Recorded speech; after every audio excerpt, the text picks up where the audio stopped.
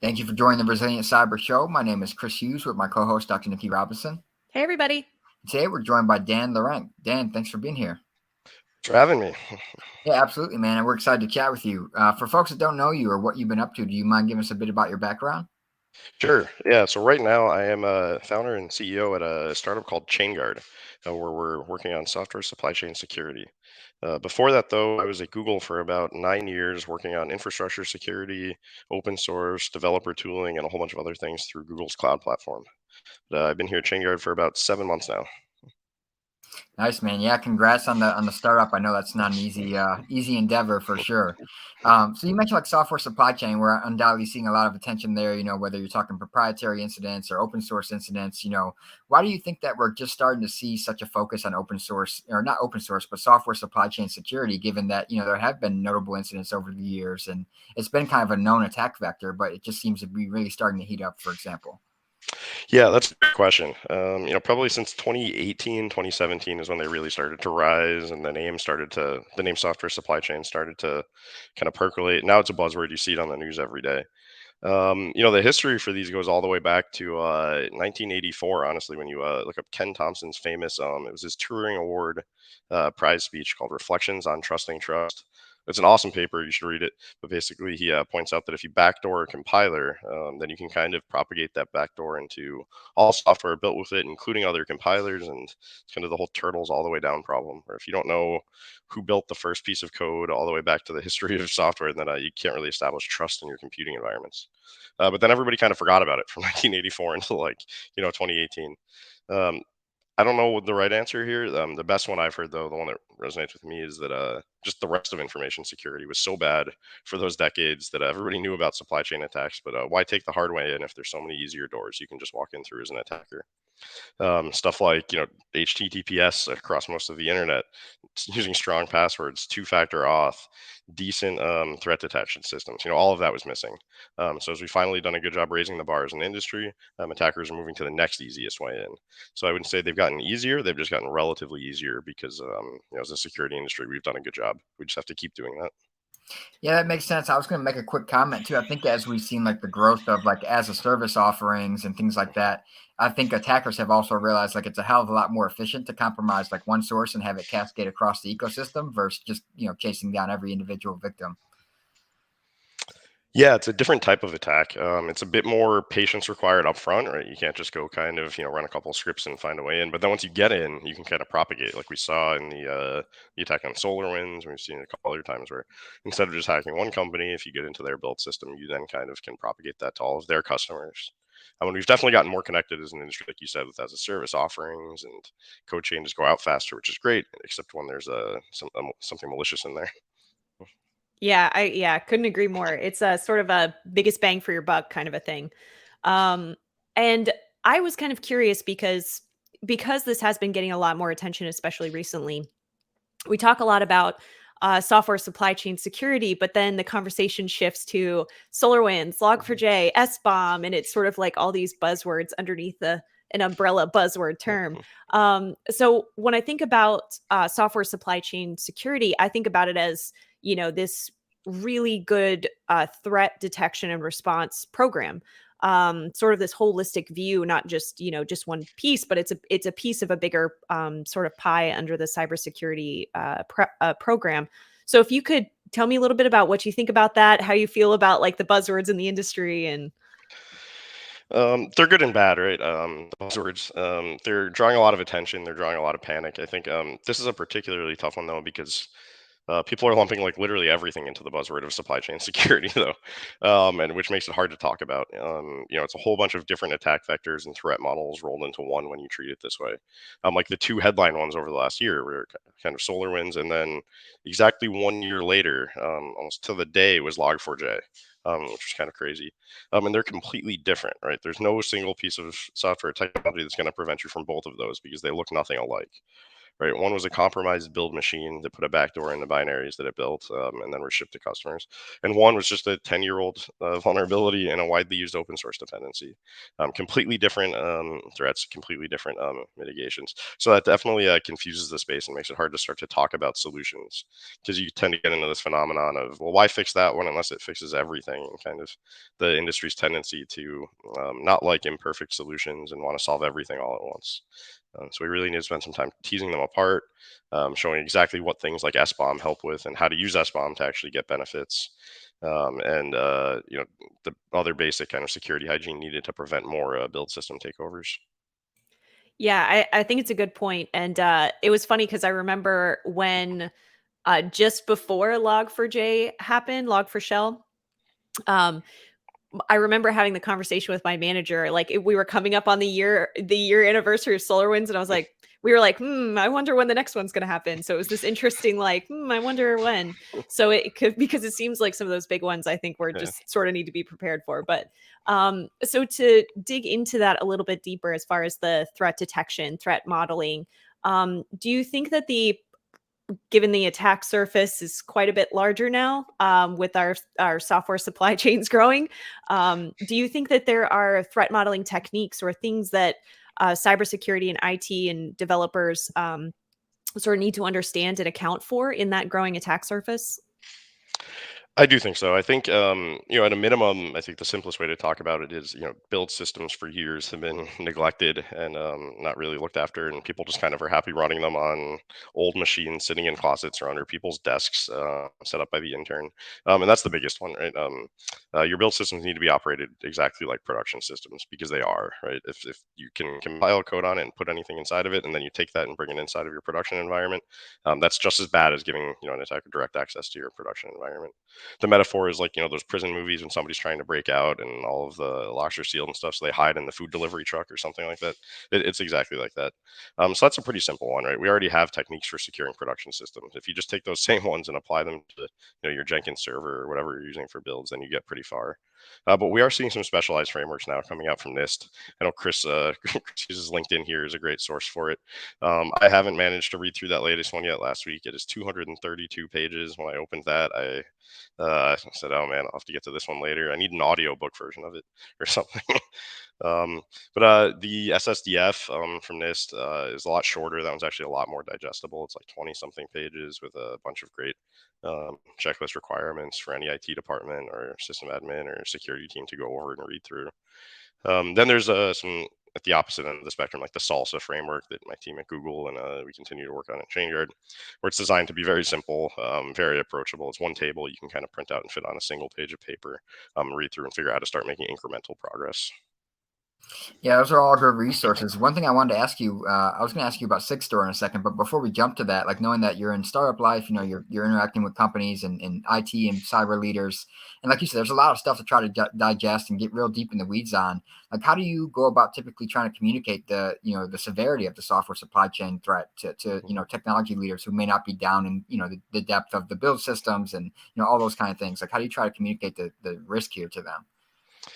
Thankfully, the executive order, all this stuff has done a good job communicating the risk, whether it's people are scared of getting out of compliance or scared of actually getting attacked. Either one works. Yeah, we don't really have to go around scaring people anymore. The attacks, the headlines have done that. The challenge is more just educating on the different types of attacks and how they need different solutions. One of the best techniques we found when we're talking to customers is asking them, have they actually been affected by one in the last year or two? And they normally, pretty much everybody, unfortunately, can remember one where even if they weren't affected, they had to scramble to figure out if they were or not. A lot of people spent um, nights and weekends searching logs for Log4j kind of stuff. Even if they weren't using it, they still had to go check. So from there, you can kind of jump on the conversation and say, "Oh, cool, that attack was this. This is how you would mitigate against it using SBOM or signatures or this other framework. Here are some other attacks that you might have heard of," and then you can kind of explain those and the mitigations that would be required for those.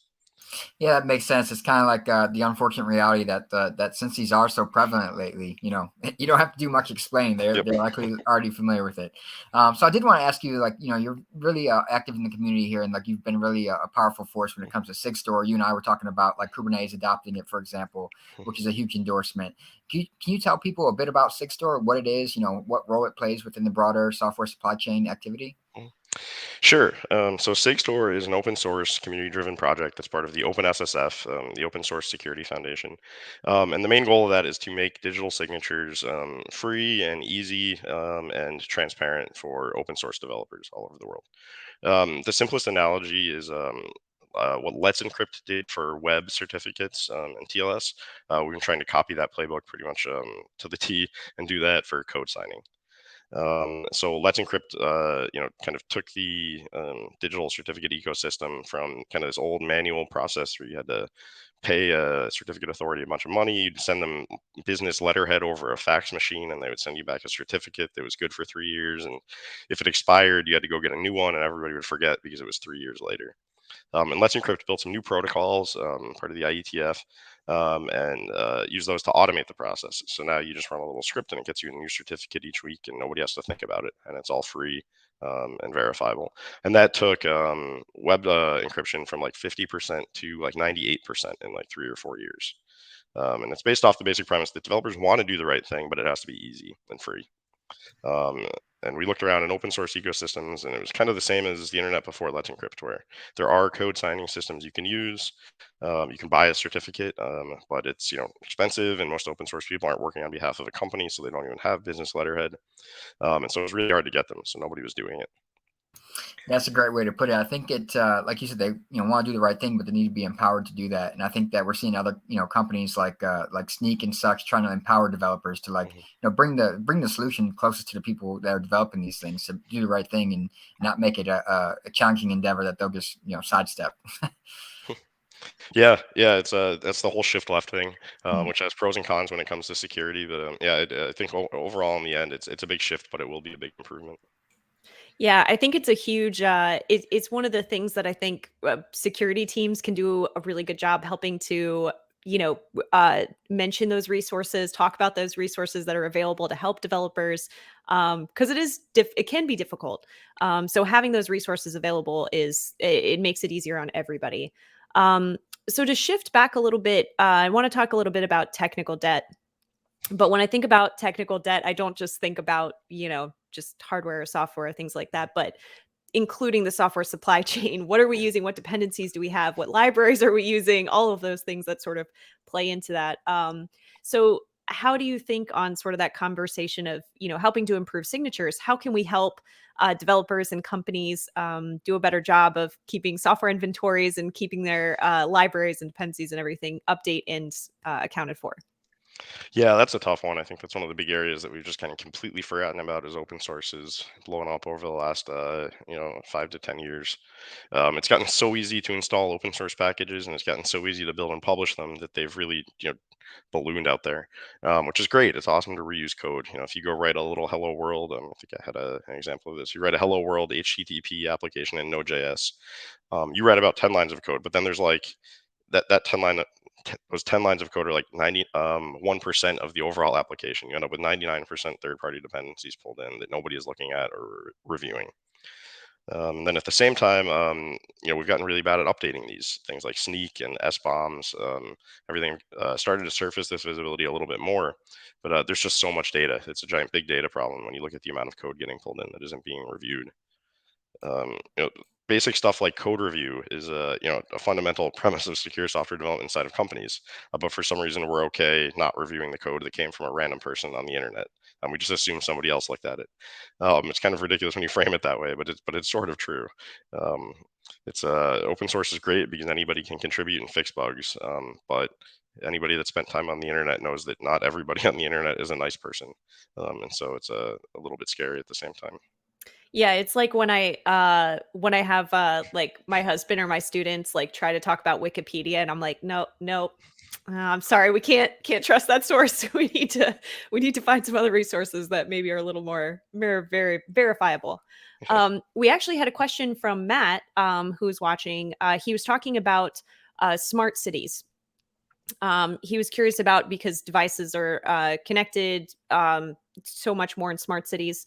What new careers will be created? That's kind of an interesting question. Not necessarily software supply chain, but interesting how cities are going to be more connected and with software. Yeah, that goes into the whole Internet of Things space and connected devices. It's a whole new world. Yeah, I feel like with that conversation, you sort of take uh more relationships and more between developers and IT OT, like all of those things are going to be, we talked about IT OT convergence happening, several years ago, but I think there's more of a shift where developers are going to get more involved with IoT and engineers and other groups as well. Yeah, and I'll be interested to see like how the regulation evolves. Like we always have this thing where like we race to like connect things and have innovation and new technologies. But then after a while, like oh shit, we actually need to like secure these things too, and there's a lot of risk associated with them. And we always seem to be reactive in that regard. So I'm curious to see like how the how the regulations and such evolve the sprawl of IoT and connected devices. Um, One thing I wanted to ask you about before I ask my next question to you as well is like you brought up open source and the benefits that anyone can contribute to it, anyone can put eyes on it. And that's kind of like the argument made in the benefit of open source. I'm curious about your thoughts on like the dichotomy between open source or proprietary software. People always tend to take like one stance or the other. It's very black or white kind of thing, like a very binary situation. I think it's a false dichotomy, but I'm curious like your perspective, like is one better than the other, or like what are your thoughts on that? Yeah, I would agree with you. It's a false dichotomy. I mean, nobody is writing 100% of their own code. If they tell you that, they're lying or confused. I think there's a Sona type report. It's like 99% of organizations are using open source code. It's like the 4 out of 5 dentists recommend. I think they just couldn't find the fifth one's phone number or something. The person didn't understand the question. Everybody is using open source code. There's no way to write code without doing it. So it's a false dichotomy. Yeah, I agree. I was curious what you Yeah, thought. yeah, You mentioned SSDF, so I want yeah. to ask a quick question about that. We're seeing regulations kind of evolve where the government's going to start requiring vendors to attest that they're complying with SSDF. But in my opinion, like that's a good thing for sure. But it also opens the whole self attestation kind of can of worms again, right? Are we going to see in a few years a third party 3PAO kind of cottage industry pop up to help people attest to SSDF, or what are your thoughts on like if how that'll play out, or if it's a good or bad thing? I think it's inevitable. I think this is the way you start doing SSDF or any new standard. You start with self attestation. It's great for the government, right? It goes into government contracts. You have to self attest. It's not the strongest, right? It's not as good as a third party auditor, but it turns out it's already a crime to lie to the government, right? So people are going to take that seriously. Self attestation is going to be a pretty good start. The funny part with SSDF though is there's a clause in there somewhere about 2/3 of the way through, if you read it, where to be fully compliant with it, you also have to require all of your vendors to produce that same kind of evidence. And so it's kind of going to be this whole slow start and then really, really fast roll out across the whole industry when the first couple of people actually try to do it when it hits their contracts. Because it's not just them, and it's the fact it's true, right? You can't secure a supply chain one company at a time. Yeah, I think it's gonna have a cascading impact, like you said, kind of a ripple effect. You mentioned like SBOM, Vex, and Yeah. Salsa, in theirs. Obviously, each of those are pretty in-depth topics of their own right. But I'm curious, like as we look at the direction of software supply chain, say in like the next 3 years, how do you see like SBOM, Vex, Salsa, all these things kind of converging, SSDF? Where does software supply chain look like in a few years? You think? Hopefully, we don't get too many more four-letter acronyms like that because people are having trouble keeping up. um, yeah, I think SBOM is a great start, right? It's the nutrition label, it's the ingredient list, all those metaphors about what's going into software. Um, but again, like the challenge here is none of these things solve the problem by themselves, right? So having an SBOM it doesn't solve anything, it doesn't prevent an attack, but it gives you visibility to help you mitigate when you have detected a threat. It can help you recover faster. But an SBOM is only as good as the data inside of it, right? So you actually have to produce a good one. You have to produce it securely. You have to make sure the SBOM itself is complete and hasn't been tampered with. And that's where some of the stuff like Salsa and SSDF come in. Techniques for actually automatically generating them in ways that can be assumed to be secure and compliant and complete actually. Um, so yeah, I think that stuff kind of leads to visibility about what code is running. Then you take those SBOMs and you have to do something with them. You have to look up the dependencies inside, see if they're vulnerable. With different scanners out there, like Sneak you mentioned earlier, and that's where Vex comes in, because a lot of these vulnerabilities are not applicable to each application of software. Some are false positives. The vulnerability supply chain itself is a little bit of a mess today. And Vex gives a way for software distributors to actually read these and affirmatively say, I've looked and this vulnerability does not apply to my software. It's a signal to noise problem today, where if you scan anything, you find hundreds of vulnerabilities that just don't apply. So it makes it hard to find the one in there that you do have to pay attention to. And Vex is about improving that ratio.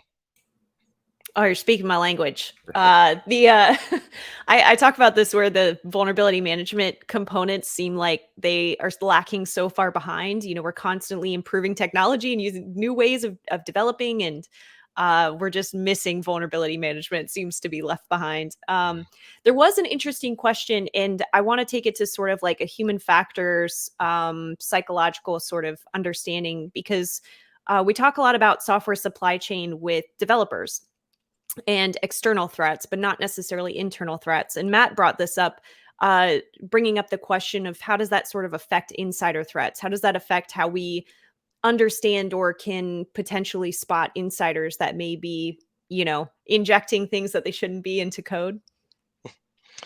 Yeah, the insider threat is a big one. And that's where my career started at Google. That was one of the big things we were working on back in 2013 and 2014, was kind of protecting against that risk. A lot of the principles from SALSA and SSDF can be traced back to that, making sure no one person can do anything by themselves. You can't completely prevent insider risk, right? You have to trust people somewhat. There's always the human element. But taking it from one person being able to act unilaterally to at least two people kind of dramatically reduces it. And you can scale that number out, as far as you want. But it's hard to do, right? It's hard to apply that principle to every piece of tooling that has a chance to change your software, right? Because it's not just the code itself; it's the build system, it's the compilers, it's the config management system, it's the deployment tooling, and so that's where it starts to get tricky. Yeah, agreed. I feel like well, on the security side of the house, I think sometimes we forget that software development it's a big thing. It's not just, developing a project or, a piece of a project. It's much bigger than that. And it affects a lot of other teams and groups within the company, and the customer potentially. So yeah, I thought that was important. Well, before I take us to our last question, I wanted to ask you, do you have anything going on? Anything you want to talk about? Resources you want to point people to for your company? Anything like that? Yeah, so there's a bunch of stuff on our blog. We try to put content out as regularly as we can. It's at blog.chainguard.dev. The sigstore.dev website is a great resource too, explaining digital signatures. Salsa, slsa.dev. The website just got redone and provides a great getting started experience. So I'd check out all of those. Awesome. Thank you very much. And check you out on LinkedIn too. Yes. Because I've been following your stuff too, because I'm not a developer by trade, and getting all of those resources and information is super helpful for me. So with that, I'm going to ask you our last question. What does cyber resiliency mean to you? Ooh, to me, okay, that means I love the resiliency word. I love that everywhere. To me, that means acknowledging that humans and systems are not perfect and planning for that, planning for recovery, planning for mitigation, planning for reducing risk rather than trying to eliminate it completely. So it's about being realistic about threats, instead of kind of living in a perfect world where you have blinders on. I love that sort of dealing with like, hey, it's never going to be perfect, and that's okay. We're okay with it not being perfect. Let's figure out how do we plan for the future. Well, I wanted to say a huge thank you, Dan, for joining us today. Thank you for talking about us all things software supply chain security and a bunch of other stuff. So thank you. That'll take us out for today, and we will see everybody next week. Awesome. Thanks for having me. Thanks.